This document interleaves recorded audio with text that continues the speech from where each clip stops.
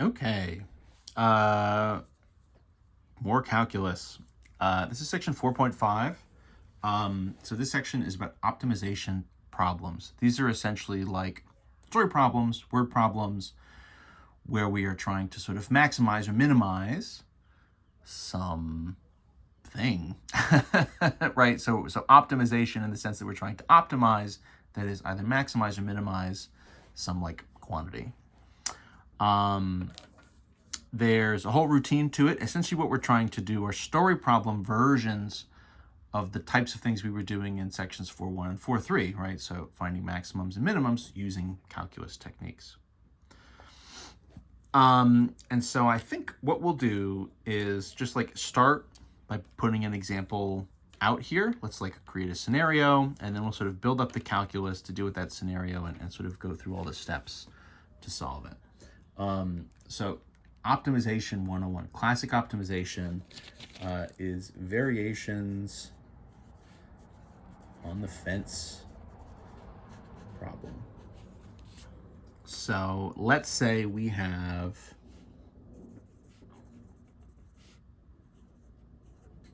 $80 feet of material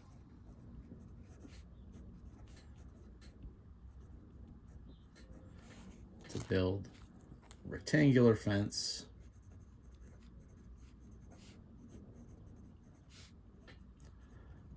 along the side of a building. So the idea here is you're trying to build a fence, but what we've got is, so here's a building, right?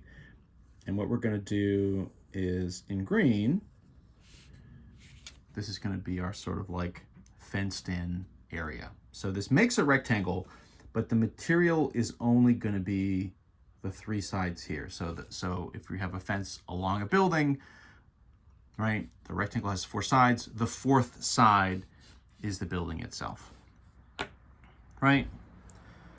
And the idea is we get 80 feet worth of material to do this. So we could do, right, like 10 and 10 and 60. We could do like 30 and 30 and 20.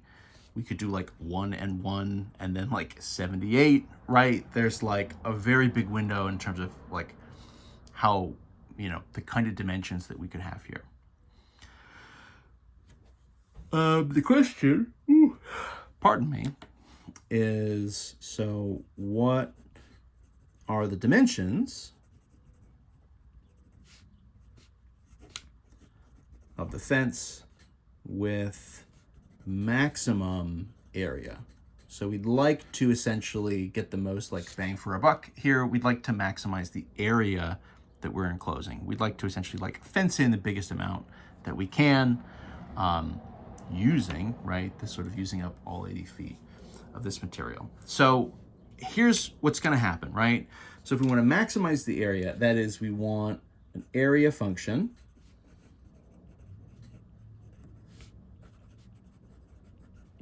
and we want to find the maximum. So let's start putting some like variables in the mix here, right? So here are some things we know. A rectangle, 2 dimensions, right? Sort of a length and a width.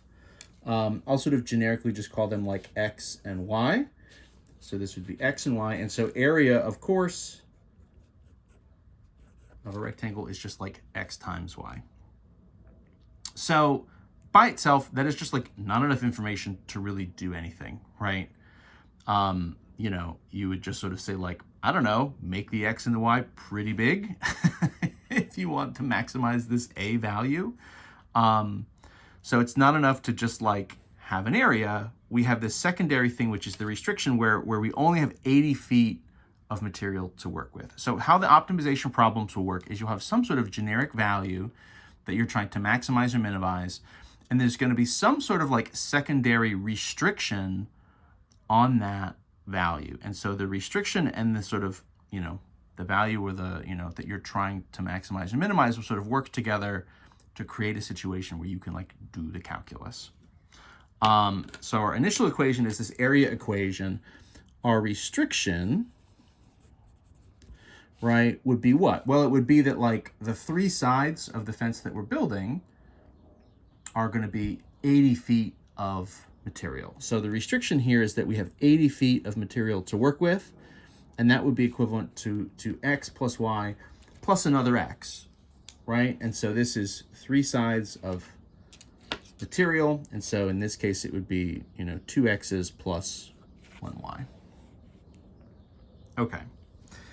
And so here's how this works, right? So the idea is not to do like implicit derivatives. This is not really like a value that's like changing over time, where we would do a product rule and treat this as an x and a y. What we'd like to do is use this restriction, solve for one of these 2 variables, and then like sub that back into the original area equation. What we'd like to have is the area equation in one variable.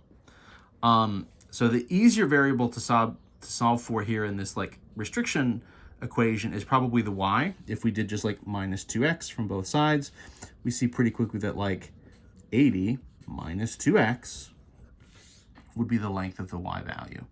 That's just always going to be true, right? Because you have 80 feet of material, so the length y is going to be 80 feet minus 2 times whatever your sort of width x was, right?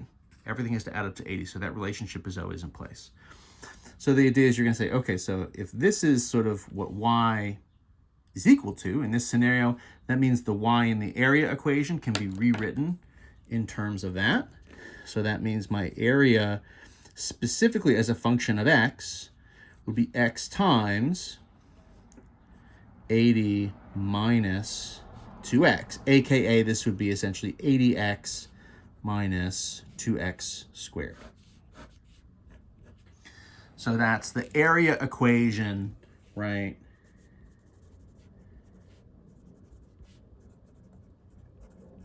In one variable. So we have an equation here, a function for area that's only in terms of this like x variable. In the end, we're going to want to know values for both the x and the y. We want to know the dimensions. It's a rectangle, so it's going to be, like we said before, what was it, 10 by 60 or 1 by 78, all those different options. So we are going to want values for both x and y, but we'll sort of come back to that in the end. Okay, but this is like a function. This is just sort of a regular function. It's one variable. In theory, if we want to maximize this, right, we can like take a derivative, find critical numbers, and like go from there. The other thing we need to consider here is this is like a real world value. So we need an interval for x, right? So we essentially need to sort of like reason out for a minute, like what's the reasonable like window, the domain for the x values here? What's an interval for x? So what's the biggest and smallest that the x could be in this particular case? Well, the limit here in some sense is 80 feet, right? So any of these lengths have to be somewhere between 0 and 80. If I look specifically at this equation, the x value is, what I said was our width here. We're going to get 2 of those. And so in that way, the biggest that the x could be would be technically like 1/2 of 80, because if you have 1x, you're going to have 2x, right? If you have one of these, you're going to have the other one to match. So the interval for x, this is going to be x on, so like it could go anywhere from 0 out to 40.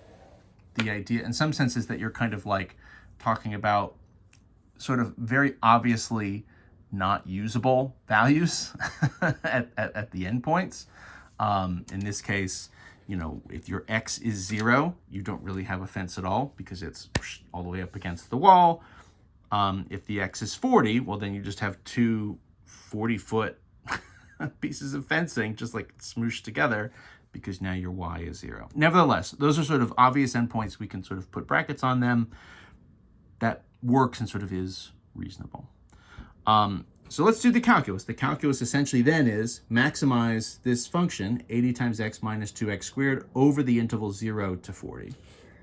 So area prime is going to be, right, 80x becomes 80 minus 2 times 2 is 4x, right? If we set it equal to 0 to get any critical points, So that means 80 equals 4x. And so that gets us x is 80 divided by 4 is 20. That's in our interval. That's a reasonable number, right? That's in the interval from 0 to 40. So x is 20. So what we're going to do, essentially, because we have a closed interval here, in theory, all the stuff is on the table. We could check increasing, decreasing. It's not so much up and down. You know, maybe the most obvious thing to do here is just to check. So into, oh, I forgot this orange marker doesn't really work anymore. Good remembering. So we'll check into the original area function. So we're going to do area at x equals 0, x equals 20, and x equals 40. So we'll just compare those two. We want to maximize it, so we want just the biggest of those three. We kind of said the area at 0 and 40 should be 0, right? Because this is going to be 0 times 80 minus 2 times 0 is 0. That seems small. Area at 20 would be 20 times 80 minus 2 times 20. So that's 20 times 40. So that would be 800 feet squared. That seems like a better candidate. When the x is 40, that's 40 in front, but it's times 80 minus 2 times 40. That's also 80. Oops. I'm sorry, that's right. It's also 80, so that's 40 times 0 is 0. So like we have two, you know, minimal area values here. That wouldn't really be very helpful. What is the smallest area that we could fence in? That would be 0 if we just like pushed it right up against the wall. So we get the one critical number that's also happens to be sort of our maximum, and that's our max area. And so what we can do to sort of finish this off is we would say, okay, so what are the dimensions? So the x is 20 feet. It should be the case that, right, y is 80 minus 2 times x. So that would be 80 minus 2 times 20. And since we just did this, right, we kind of saw this, 80 minus 40 is 40 feet. So our dimensions, kind of specifically, right, with the x value is 20 and the y value is 40. So our dimensions would be 20 by 40 and give us a max area of 800 feet. So using calculus, right, to optimize, so that is to maximize the area of this fence. That's the idea. So the basic layout in this case is, right, you get a scenario, you're probably going to want to draw a picture. Pictures can be very helpful. You're going to have some sort of function that you want to maximize or minimize. You'll have a secondary function that's some sort of restriction that allows you, right, it's some sort of extra information that will allow you to kind of reorganize your variables and in particular get your primary function in terms of one variable. That was our area function we needed to have in terms of just x. Once we do that, figure out the interval that you're working on, figure out what would be essentially a reasonable domain based on the real world problem. In this case, our lengths, I guess the x we call the width. The width could range anywhere from 0 to 40. Once you've got all that, just do the calculus, do regular calculus, do some tests, check your endpoints. You want an absolute maximum, and then go back and sort of re-answer whatever the original question was. In this case, what were the dimensions? So 20 by 40 gives us a maximum area of 800 feet. So we'll do a few more of these in the next couple videos.